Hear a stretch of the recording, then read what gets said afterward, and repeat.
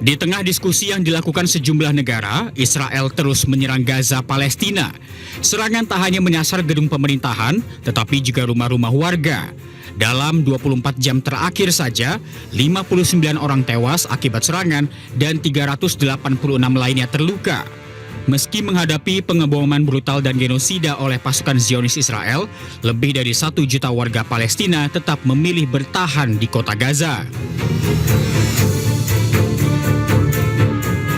Sementara itu, Presiden Trump telah bertemu dengan Perdana Menteri Israel, Benjamin Netanyahu, untuk membahas perdamaian Palestina dan Israel. Hasilnya, 20 rencana Trump untuk akhiri perang Gaza disetujui oleh Netanyahu. Proposal ini salah satunya menunjuk mantan Perdana Menteri Inggris, Tony Blair, sebagai pemimpin sementara Gaza di masa transisi.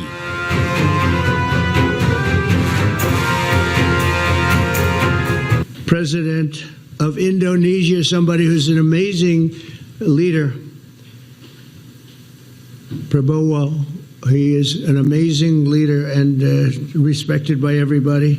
He was in the room with us. We were together with most of these people that I'm mentioning. Others were, and we'll do it right. And we're going to put leaders from other countries on and leaders that are very distinguished leaders. And we'll have a board. And one of the people that wants to be on the board is the UK former Prime Minister, Tony Blair. Good man, very good man. And some others. And they'll be named over the next few days. Rencana Trump untuk perdamaian Gaza pun telah didiskusikan dengan sejumlah kepala negara, salah satunya Presiden Prabowo Subianto. Kedua pemimpin negara ini bertemu di New York, Amerika Serikat usai sidang umum PBB. Tony Blair bukan sosok yang asing bagi Palestina dan Indonesia.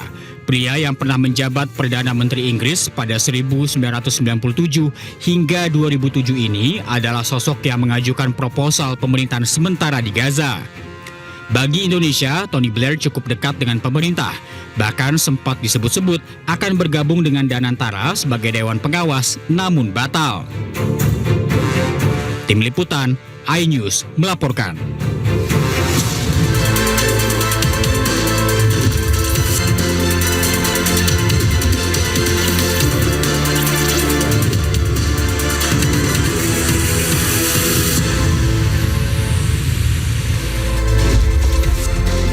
Halo, selamat siang pemirsa. Menteri Keuangan Purbaya Yudi Sadewa mendadak datangi rapat di salah satu bank BUMN. Sementara viral di media sosial, baliho Presiden Prabowo terpasang di jalan-jalan Israel. Selain informasi tadi, kami juga akan hadirkan beragam informasi menarik dan terkini terkait kebijakan hingga kegiatan para pemimpin bangsa. Bersama saya, Sabrina Asila. Inilah pemimpin rakyat, pemimpin beraksi, rakyat awasi.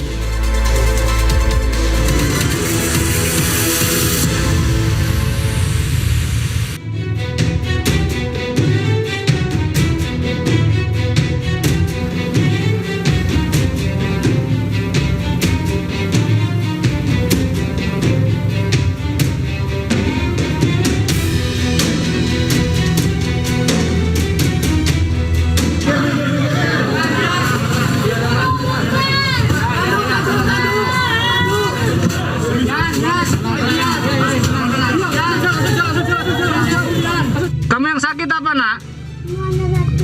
Semuanya sakit. Oke, semangat ya. Sabar. Ini yang selalu sudah sabar. Kamu sabar ya. Sabar ya, Nak ya. Sabar ya, ini usaha.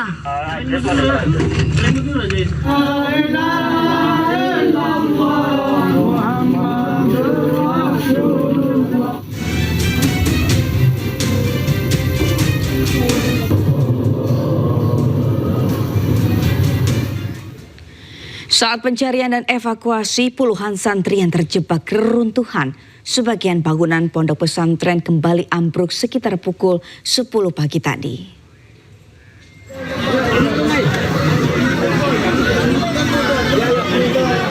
Kepanikan terjadi saat sebagian bangunan pondok pesantren Al-Khazini kembali ambruk. Ambruk susulan terjadi saat petugas sedang berupaya mengevakuasi puluhan santri yang masih terjebak di reruntuhan bangunan. Getaran dirasakan petugas dan warga di sekitar lokasi.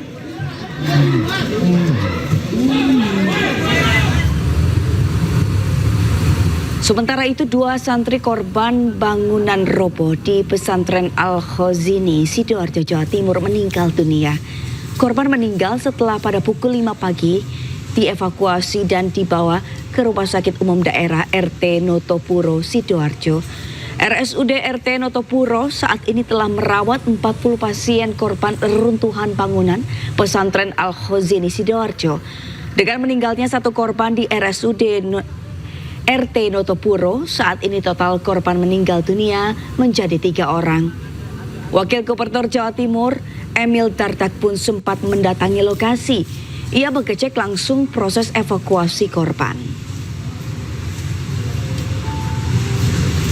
Masih belum stabil, jadi alat berat dipakai untuk mencoba menyangga titik-titik yang sangat rentan itu tadi. Oksigen dan minuman dipastikan harus bisa diberikan kepada anak yang masih terjebak di dalam. Ya.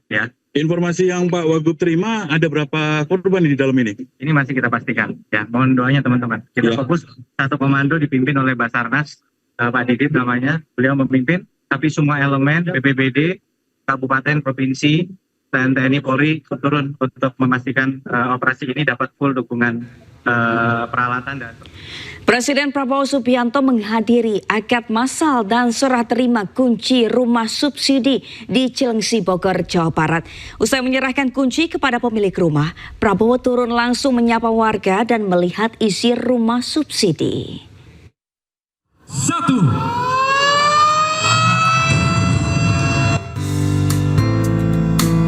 Presiden Prabowo Subianto menghadiri akad massal dan serah terima kunci rumah subsidi di Cilengsi, Bogor, Jawa Barat. Acara juga digelar secara daring dari 90 lokasi perumahan di 30 provinsi. Adapun kegiatan ini merupakan pelaksanaan program 3 juta rumah yang merupakan salah satu program unggulan pemerintahan Prabowo Gibran. Sebanyak 26.000 kunci rumah diserahkan kepada pemilik rumah secara simbolis.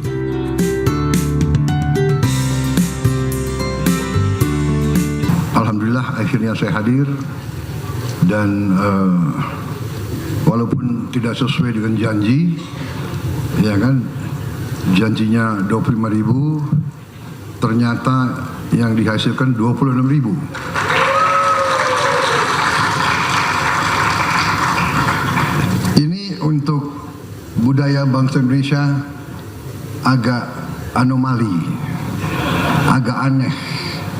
Kalau di Indonesia biasanya janji setinggi langit, hasilnya ya tak sampai. Apa daya tak sampai.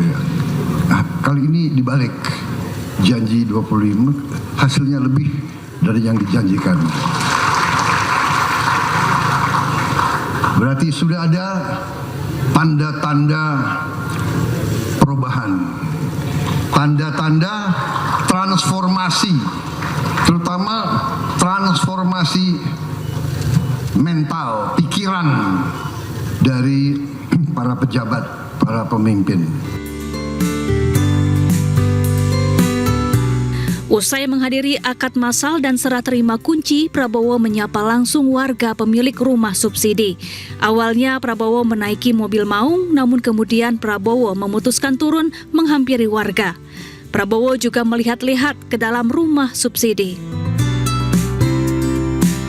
Tim Liputan iNews melaporkan. Pemirsa, kami ajak Anda melihat ke dalam rumah subsidi yang baru diresmikan Presiden Prabowo Subianto.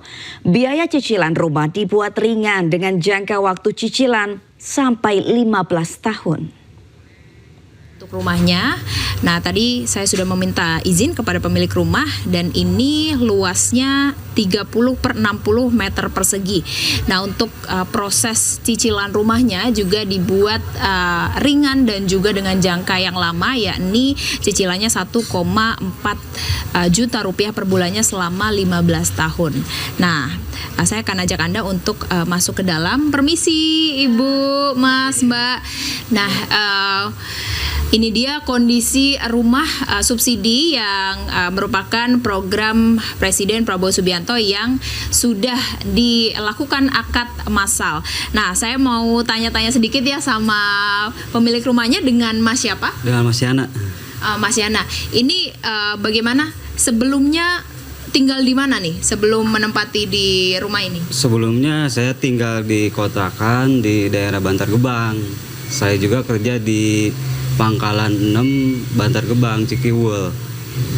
Tinggal sama siapa? Tinggal sama istri berdua. Berdua ya.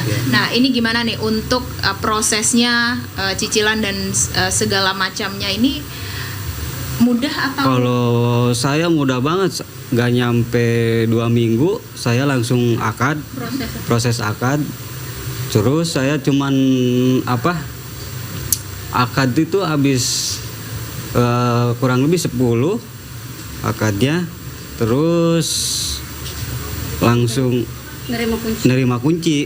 Nah ini dia pemirsa, jadi fasilitasnya ini ada ruang tengah, kemudian ada 2 kamar ya, kamar pertama, kemudian kamar kedua, dan juga ada di sini ada kamar mandinya. Ini kamar mandinya, dan juga di belakang sini juga disediakan dapur. Nah, ini mungkin belum sepenuhnya tertata ya, karena baru dilakukan akad secara massal dan juga baru diresmikan. Namun harapannya dengan adanya rumah subsidi ini dapat meringankan para warga atau masyarakat yang ingin menempati rumah dengan cicilan yang rendah dan juga jangka waktu yang lama, dan juga hunian yang tentu saja nyaman. Dari Kabupaten Bogor, Jawa Barat, Dian Cahyani bersama juru kamera Yudi Permana melaporkan.